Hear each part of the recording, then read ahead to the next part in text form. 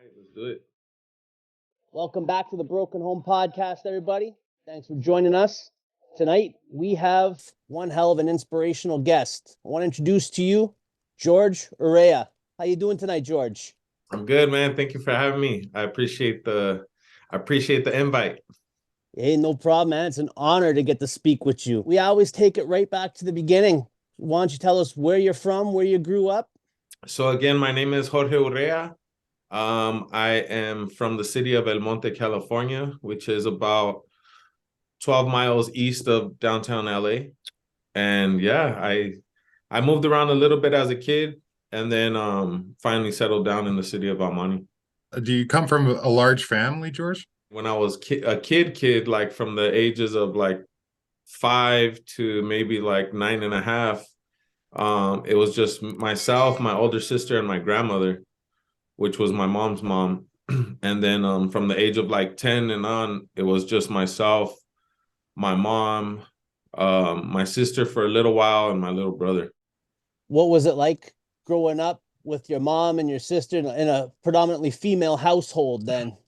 Yeah, pretty much for the most part, because my little brother, he didn't come until 10 years later. He's 10 years younger than me. So yeah, it was predominantly just either my grandma and my sister or my sister and my mom. It was cool. Just just all the drama that comes with the household of females. You know, my mom fighting with my sister and my grandma fighting with my mom and all that good stuff. I was pretty much always on my own, playing G.I. Joes in the backyard or playing with my little army man or my muscle man or cars or whatever. So I was always pretty much in my own little zone. I lived with my grandma till about the age of 9, and then from there, my mom was doing some work with the military, and then she came back home and we went to live with her, and then from there the fun started. That's when the trouble began. You started. Yeah, things were a little bit different. Living with my grandma, she was real religious and she was real humble and soft-spoken and very homey, and when we transitioned to living with my mom, it was a little bit different because it was now like loud music on the weekends, some beer, some wine, friends coming over, arguments, drunken craziness. And I would hear all that from my room. I would be in my room and I would just have my ear on the door listening to all the chaos out there. And then, my attitude started changing. I started being more of a defiant kid, just a knucklehead. Yeah, I can't explain it no other way. I was just a knucklehead that I didn't listen. I had some size on me, so I thought sometimes I was, too big to be told what to do. And then my mom had a couple relationships. She was, having some hard times, and then she met this guy named Albert, which is we know him as Skip, and they ended up getting married, and home life was cool. Skip took me to my t-ball games and took me to the batting cages and did all that fatherly stuff that that a young boy should go through. And then about that age of like 11, she told me she was going to get a divorce. Man, my world just kind of felt like it was crumbling at that time. When she told me the news, she didn't tell me in a nice way, I guess you'd say. It was pretty blatant and pretty in a pretty heated fashion. And so to me, it was like, man, I thought that was the dude I was going to call dad, And from there, I just started going through a lot of sadness. Sadness turned into anger. Anger turned into defiance even more. And then, ultimately it just turned into depression. I was just an unhappy kid. Where was your father? So my dad, he had his issues. He was in prison for a long time. He was a career heroin addict. He did 3 tours of Vietnam. And after that, he just had trouble. He just had trouble with heroin and methadone and all that whole roller coaster. And he wasn't in my life from like the ages of like 3, and he came back into my life maybe around 13. It wasn't really no relationship with him. He's from like the Arizona, California, Mexico border area. Mhm. And so the distance was just, I was a kid. My mom didn't want to take me. I didn't really know my dad growing up as a kid. I just, would get some prison letters, or I would get, a phone call here and there, or a gift in the mail sometimes or whatever. But for the most part, Skip played that role. And so it was pretty traumatic to me when I heard that that was going to come to an end. And my only way to lash out, or to, I guess I was hoping that it would hurt my mom enough to change her mind, maybe, in a way. So I would just tell her that I was going to kill myself. That was um, going to be my question. Yeah, if it was an actual, like, legitimate, what, like, threat coming from inside from you, or if it was more of a threat towards your mom for the pain you're feeling from leaving Skip. I think it was a combination of both. I didn't really know. I didn't know what I was going through. I just knew that times were about to change for maybe the worse. And the only way, like I said, the only way I was hoping to maybe like change her mind, or maybe I could fix things, is by maybe saying I wanted to take my life. I think in my 10-year-old mind, 11-year-old mind, I think I was trying to funnel the negativity from what they were going through and bringing it towards me, so they would forget, what their issues. It didn't really work out as planned. I found myself uh in a mental hospital. I was an inpatient at the age of 10 and a half. My mom, she was so concerned about me that she told me that we were going to go see a counselor. And what she forgot to mention to me was that I was going to spend some time there. So on our first visit with the counselor, they showed me to the cafeteria. I went, had some dinner as they talked in the office. And when I came back to the office, my mom was gone and the counselor was in there by herself. And I was kind of confused. I was like, where's my mom at? And I'll never forget, the counselor kind of gave me a pat on the shoulder, like, she went home. You're gonna stay here. You got some things to work on, and we're gonna help you. Did you understand why you were being put there at that time? At that moment, no. I legitimately thought we were just gonna go speak to a lady, and maybe that was gonna help me feel better or something. But it was totally unexpected to me, and here we go. I was just in a rage. I acted out that day in the office, and from there, on a weekly basis, I was finding myself in trouble because I was beating kids up, or I was being defiant to the staff, or flipping them off, or whatever I was, whatever I could do to lash out to make sure they knew that I wasn't happy there. That was my Yeah. mentality. Yeah. I was watching an interview on Street Pulse exclusive that was, you were saying that you had to be restrained. I couldn't even imagine a child being restrained to a bed. And for Yeah, how long? that happened pretty regularly. Again, I had some size on me, so I think for the safety of them and myself, and whoever else was in the way, that was the way that they, from what I understand, they still do it like that these days. I have a friend that works in a mental institution, and she's like, yeah, they still call the code green, and we still restrain the person. And me being a kid, that's exactly what was happening. It was the same treatment whether you were an adult or a kid. And that treatment is, pretty crazy. Once a fight happens, or as soon as there's like a physical altercation of any kind, whether it's pushing or anything, they call that code green. And once code green is called, all the departments go to a standstill, and all the staff focus on the problem area. So being that I was a kid in the juvenile section, a code green in the juvenile section would come through, and I knew it was ready to rock and roll. I would feel like I would feel the guys coming and the stomps coming, and I would just try my hardest to overtake all 15 of the grown men. From that point, what they do is they pretty much pick you up off the ground. Every member of the staff has like a control of a different body part, and they pretty much take you to a room. I don't remember if it had padded walls. I don't think it did. I think it was just maybe like a hard carpet kind of texture. But the bed, I'll never forget because it was like maybe a full-size bed, and it had like a blue like tarp material wrapped around it. And then, they would restrain you. I think it was like 5 points. It was like each ankle, each wrist, and it was either the waist or the forehead. I want to say it was the waist. And the routine was you sleep it off for 4 hours, and they come back and they check on you. And if you're over your tantrum per se, or whatever you were going through, then you would come back into the regular areas.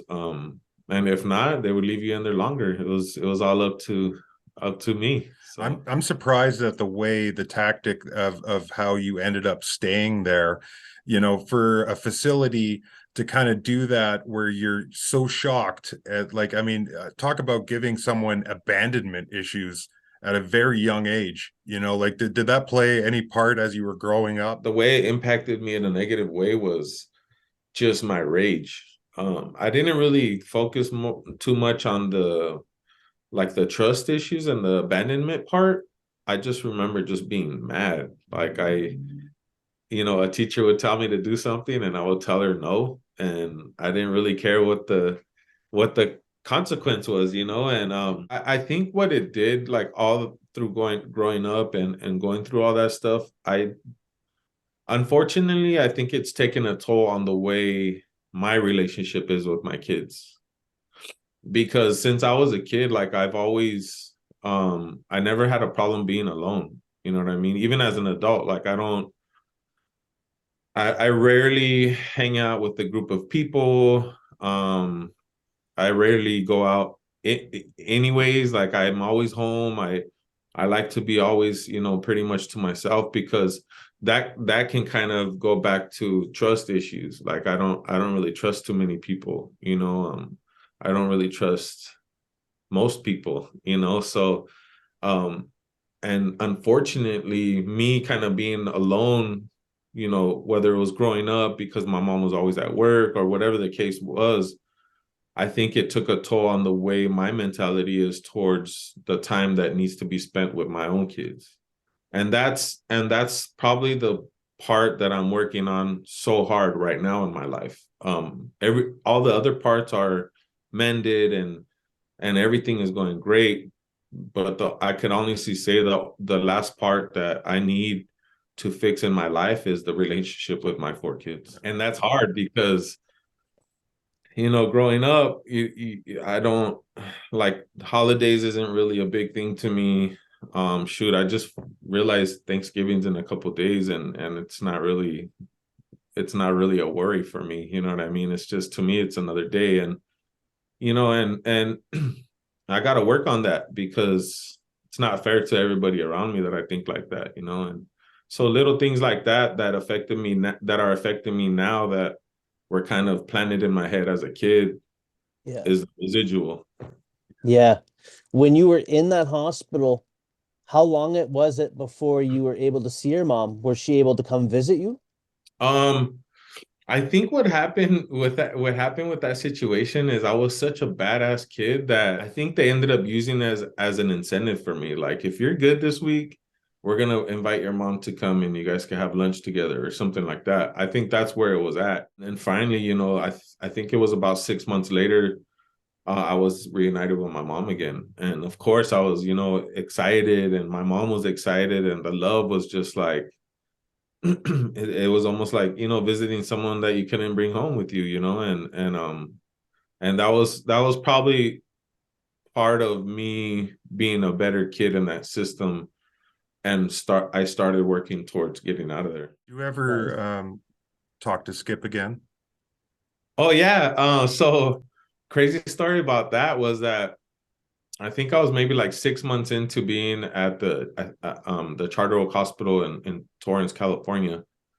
I was like 6 months in, and then one day I'm walking down the hallway and I hear someone call my name, right? And I'm like, what the hell? Who's that? And I kind of listened for it again, and again I heard my name, and I looked back, and it was Skip. Skip was in the adult section. I'm not really too sure what his problems were, but you know, obviously something was going on to where he was in there too. So yeah, he called me over, and the staff kind of knew, that I was his stepson, and it was kind of like a reunion feeling, and he was just telling me like, dude, stop acting up. Like, they're telling me that you're causing so much trouble. Like, you're not gonna get anywhere if you keep acting like that, and I took value to that, and I started realizing that I wasn't a bad kid. I just was feeling a bit lonely and sad, and I think ultimately I wasn't really wanting to kill myself. Although at the moment I thought my world was ending, I think it was just a way for me to hopefully scare my mom into staying together with her husband. Like, as crazy as that sounds, and from a kid's point of view, like, I think that I was grasping for anything that I could, any tool, and unfortunately that was one of the ones I chose. And yeah, I ended up feeling better. I ended up coming home, and about a year and a half to 2 years later, I ended up coming home. And my mom and Skip, they did end up getting a divorce, and they were separate. And now, I was at home with my mom, who I love dearly to this day, but she just had a lot of trouble back then. She had a lot of issues on her own, which trickled down to me feeling it, and to this day, my mom sometimes apologizes to me, and it saddens me because she's nowhere like how she used to be. And she says sorry so much to me that, I gotta reassure her that she shouldn't say sorry to me, because if it was any other way, or if I grew up in any other household, like, my story wouldn't be the way it is. I feel like it's made me like an amazing person, because I've been through all that, and my outlook on most things are a little bit different than the next person's, because I've been through the rough. I've been through like the saddest moment anybody could be through, I think, and therefore here we are. How old were you when you started turning to the streets, when you started noticing the streets and wanting to be outside? Um, I think that came like maybe late freshman year. One thing that Skip planted in my head was sports was very important. He was an athletic dude himself. He played baseball as a kid until college, and he was like an adult softball player, and he was a coach and this and that. And I saw all that stuff, and it was pretty cool to me. As a high schooler, my goal was to play on the football team. I wanted a Letterman jacket. I wanted to do all that, cool stuff that a youngster does in high school. I did join the swim team when I was a freshman, worked out with the wrestling team. I might have wrestled in a couple matches with the team. I played freshman football, but the problem that I felt was I didn't feel the support, and I didn't feel like I was making anybody proud. For an example, I remember when I used to play football, I'd be running on the field or whatever, and one of my friends would make like an amazing play or a block or some type of, good move. And he would, say what's up to his parents in the stand. And I would look, and they would have like cowbells and, signs and all kinds of stuff. And when it came time for me to even like come on the field, like, I would look back, and I would kind of like scan the stands to see if I saw my mom or anyone. And 9 times out of 10, there was nobody there, And so I kind of felt like it was a waste of time. I kind of felt like I wasn't making anybody proud again. And it wasn't worth me keeping my grades up to do that. I kind of looked at school like, man, I just didn't have no drive, and a lot of that had to do with I had no support at home. And sport, I say it all the time. Sports keeps kids occupied and off the streets. I 100%. yeah, yeah, I think it's paramount for parents to have their kids in some sport. There's so many different aspects. Like fighting is a sport, for Christ's sakes, So you get into boxing, and that's an amazing outlet for a kid that has anger issues. 100%. I Yeah. think sports is definitely like one of the most impactful things for a kid to do to keep them off the streets and out of trouble, especially if you have a super nice support system at home. You know, for those kids that are out there listening, you know, now that I'm an adult and I know life's lessons, like, just because nobody's supporting you shouldn't be the factor of you giving up, because at the end of the day, like, we all live on our own and we all got to try for ourselves. Like, that's what I learned from that situation, you know. And if I was a kid again, I would be the best football player out there, even though nobody was there watching me. Yeah. Yeah. Helping my son grow up, you know, he's fatherless himself, my stepson. And, you know, I felt like it was my duty to coach him as a little league baseball player, because just because his dad wasn't here, like, I hope that I made his dad proud by showing his son, you know, the ropes of being an early young boy. So that's very important to me. And, you know, for the dads that are out there, like, please reevaluate the relationship that you have with your sons. You know, you the best thing to do is swing a bat with them or play catch with them. Like, they'll never forget that. That's so true. Well That's said, so man. true. So now you've given up, to hell with sports, the grades plummeting.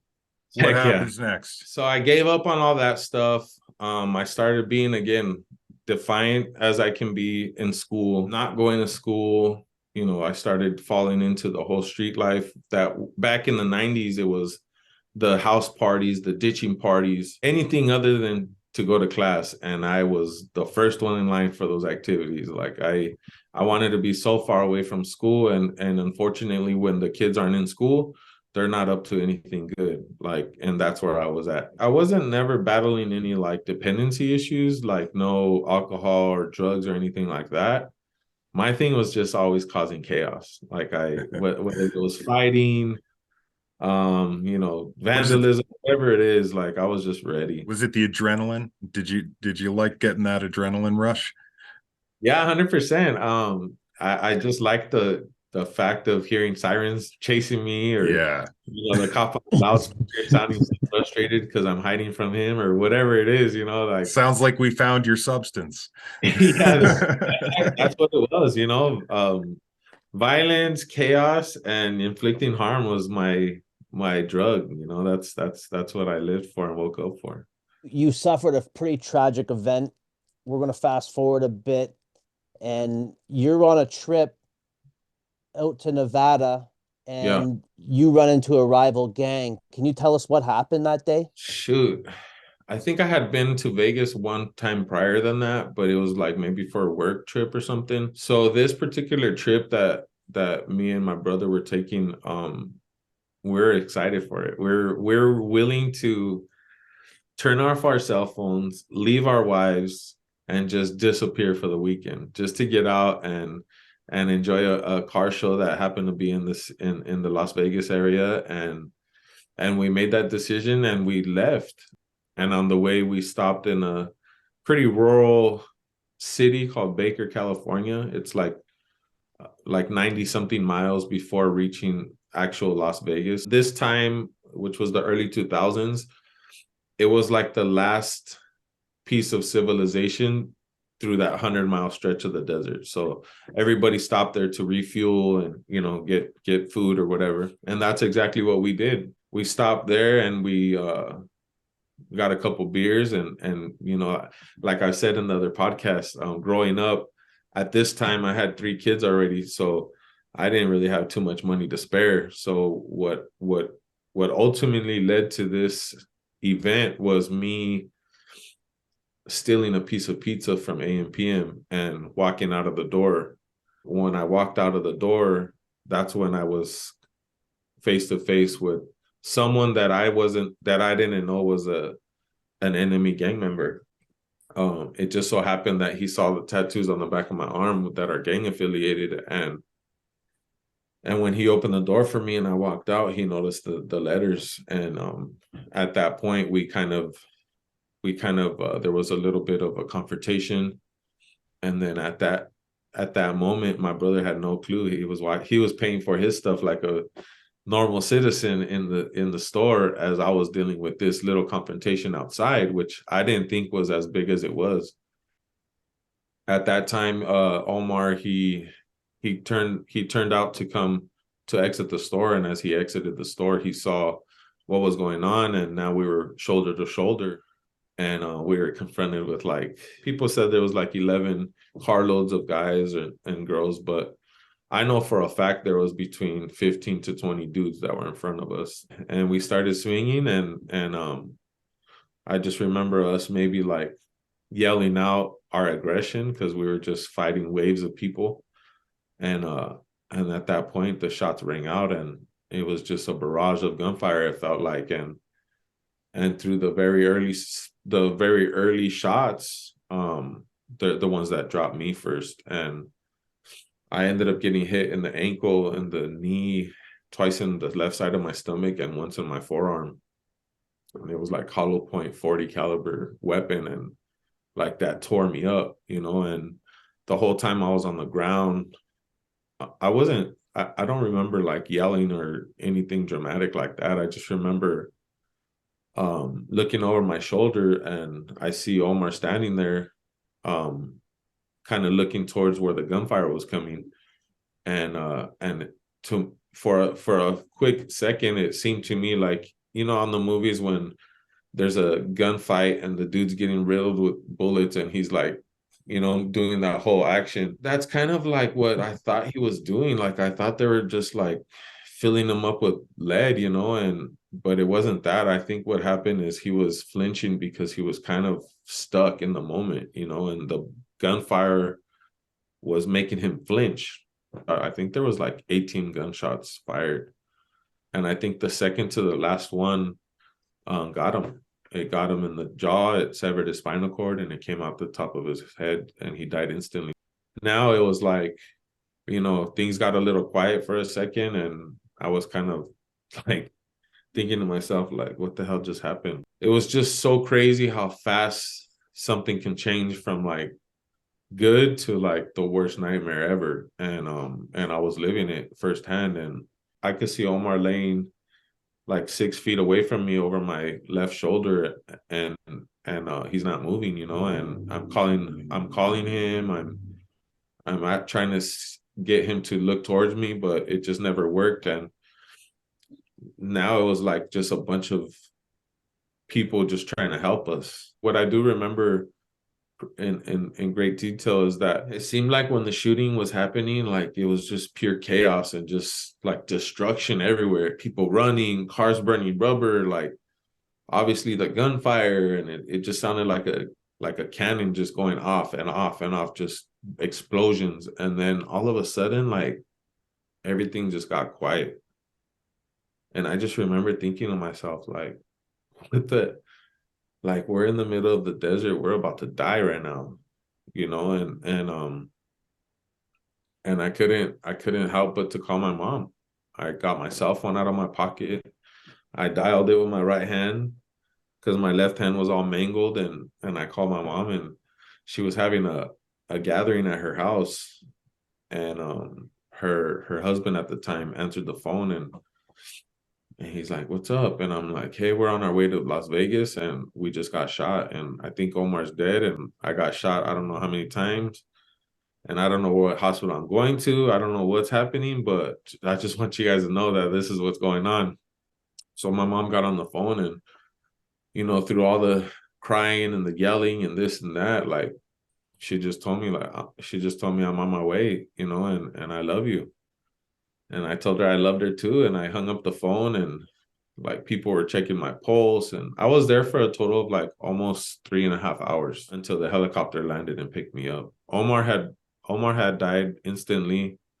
Like about an hour and a half after the actual shooting, one highway patrol squad car pulled up, and he's the one that like put the tarp over Omar's body, and he was trying to keep me calm, and I was just kind of like, first of all, I couldn't catch my breath. I just was trying to gasp for air, and the pain from my left side was just unbearable. My arm was mangled, my ankle was mangled, my femur was snapped, and I just had that warm feeling in my stomach.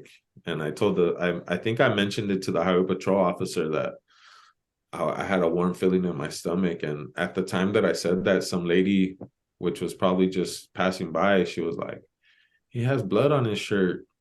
Prior to that, the cop had asked me how many times I got shot, and I thought I just got shot twice in my arm and in my leg because that was where I felt the pain. And at that moment, he lifted up my shirt and he saw the 2 bullet holes, and that's when like chaos started again. I guess it was like maybe bumped up to a priority call or something, but like things were happening. All of a sudden, I heard the helicopter hovering over.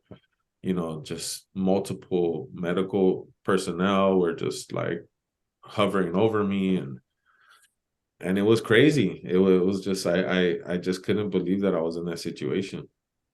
Yeah, absolutely. Did they ever find out who it was that shot you? Nah, I mean, the thing about being a gang member is like, unfortunately, there's not too much effort into the investigations because I didn't cooperate with law enforcement in any way. They're trying to bribe me with some money from victims of violent crimes. And because I was so loyal to where I'm from and to just the life, I denied everything.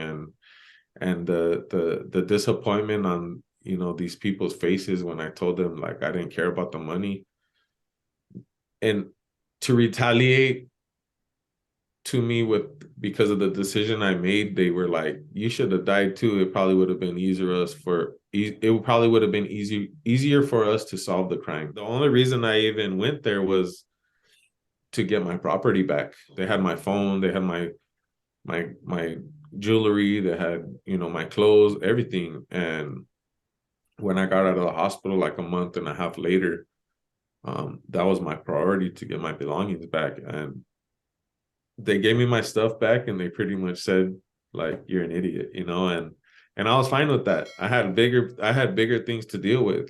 I didn't want to go through none of that stuff. I had so much stuff on my mind that I was still just in disbelief, and now I was also wondering what I'm gonna do next. Do I kill everybody in sight that I thought was responsible for this, or do I change, or like it was just such a bad part of my life that I really thought it was coming to an end. I was actually wishing it would come to an end. Like I was upset with God that I was still on earth. Like I hated the fact that Omar was dead and I was still here dealing with the bullshit, and and that's what I did. I had to deal with it. Were you recovering at your mother's house? Yeah, so during that time, like myself and my kid's mom, we were going through problems, and I was staying with my mom at the time, and after coming out of the hospital, I had a couple of my homies that came and picked me up from the Las Vegas UNLV Medical Center, and I pretty much checked myself out because I was trying to make the services for Omar. Like I was trying to make it back home in time to get the last church mass for him, and so I signed myself out. They raced me home. We went through like some crazy flash flood in the middle of the desert, and it was just mayhem. And I got home, and I was realizing that now at this point, I'm depending on these pain pills that they're pumping me up with. I'm freaking next to psychotic. I'm depressed. I'm going through the why me's. I'm going through the what ifs. I'm going through like all that stuff that someone goes through during a traumatic experience. And here I go again. I just want to resort to violence. That was the only way that I can feel just a smidget better, was just to hurt somebody. The closest people for me to hurt were family. Shortly after I came home, I think I came home like in November, like end of November. And in December, I went to jail for terrorist threats, criminal threats, because I was about to kill my kid's mom. I just hated her. I felt like a lot of that had to do with her, and for some crazy reason, I bailed out from that issue, and then a month later, I ran over my mom's husband. Me and my mom were getting in an argument while I lived with her, and her husband kind of was trying to intervene, which now that after that's happened, I understand what he was doing. He was protecting his woman, and both of them knew that I was a monster at the time. I they were scared of me. So during the argument, he kind of tried to hit me. And at the time I was disabled. I had my arm in a cast. I had bars in my leg, which is called the external fixator. And I was using a walker, and the dude tried to hit me, and I just felt like the biggest disrespect ever, because prior to that, when they would be in drunken fights, my mom would call me to come and calm him down, and so now like the tables turned, and now I'm the vulnerable one, and I went from being the big bad son coming to the rescue to now he's getting his runbacks on me. So he tried to hit me, and ultimately the cops were called. They pretty much escorted me out of my mom's apartment. And this was the first time I drove like in 4 months, because I was just so messed up. Unfortunately, the situation happened to where I felt like it was the right thing to do to show him who was ultimate, and I inflicted harm on him. Luckily, I didn't kill him. I did have a warrant for my arrest for attempted murder, and ultimately a few months later, the SWAT team traveled like 50 miles east and found me. Wow. And then that's when that roller coaster started. So like there was no way for me to get out of this one. I bailed out of the last one. I couldn't bail out of this one. So I was in the Supermax facility. I was just angry, and I was hurting people. He rolled out from the bunk and he stopped me. He's like, "Hey man, can I talk to you? I have a message for you. Don't be defiant to God, because he'll pluck one of your kids to make you realize that he's the powerful one, and he's the one that has the plan for you, pretty much."